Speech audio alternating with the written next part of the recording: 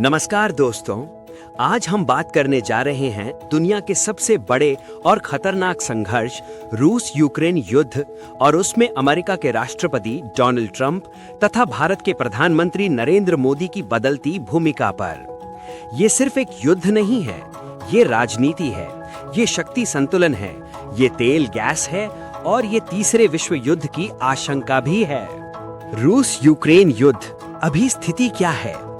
दोस्तों, हाल के दिनों में रूस यूक्रेन युद्ध ने एक बार फिर तेज रफ्तार पकड़ ली है। यूक्रेन ने रूस की तथाकथित शैडो ऑयल फ्लीट पर हमला कर ये साफ कर दिया है कि अब युद्ध सिर्फ जमीन तक सीमित नहीं रहेगा।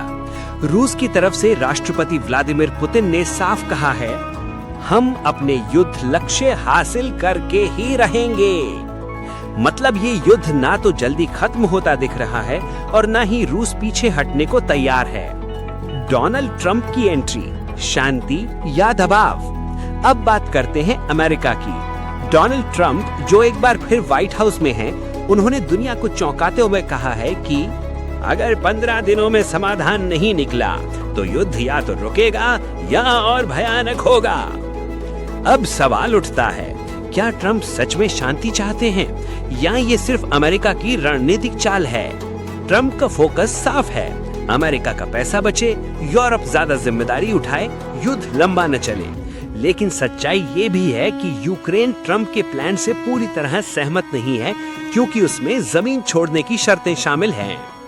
अब आते हैं भारत और प्रधानमंत्री नरेंद्र मोदी पर। दोस्तों, इस पूरे खेल में भारत एक अलग ही स्थिति में खड़ा है। प्रधानमंत्री नरेंद्र मोदी ने शुरू से कहा, ये युद्ध का समय नहीं है, और यही एक लाइन भारत को बाकी देशों से अलग बनाती है। भारत ने रूस से रिश्ते भी बनाए रखे, यूक्रेन से संवाद भी जारी रखा, अमेरिका और यूरोप से दूरी भी नहीं बनाई। यही वजह है कि आज पुतिन भी मोदी की सुनते हैं और ज़ेलेंस्की भी मोदी से बात करने को तैयार हैं। यही नहीं, खबरें ये भी हैं कि यूक्रेन के राष्ट्रपति जल्द भारत दौरे पर आ सकते हैं। ओपिनियन, क्या मोदी रूस यूक्रेन युद्ध रुकवा सकते हैं? अब सबसे बड़ा सवाल, क्या नरेंद्र मोदी वो कर सकते हैं जो ट्रंप भी नहीं कर पाए? हमारी राय में मोदी सीधे दबाव की राजनीति नहीं करते, वो भरोसे और संतुलन की राजनीति करते हैं। भारत किसी गुट का हिस्सा नहीं बल्कि ब्रिज बनकर खड़ा है। लेकिन सच्चाई ये भी है कि युद्ध रोकना सिर्फ एक नेता के बस की बात नहीं, इसमें हथियार लॉबी, तेल राजनीति और नाटो शामिल हैं। हाँ, इतना जरूर कहा जा सकता है कि अगर शांति की कोई मध्यस्थता सफल हो सकती है तो उसमें भारत और मोदी की भूमिका सबसे विश्वसनीय होगी। इस युद्ध का भारत पर असर? दोस्तों, इस युद्ध का असर हम पर भी पड़ता है।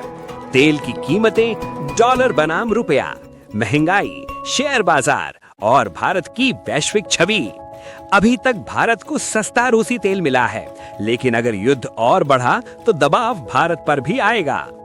निष्कर्ष तो दोस्तों, रूस पीछे हटने को तैयार नहीं, यूक्रेन झुकने को तैयार नहीं, अमेरिका शांति भी चाहता है और फायदा भी, और भारत संतुलन बनाकर खड़ा है।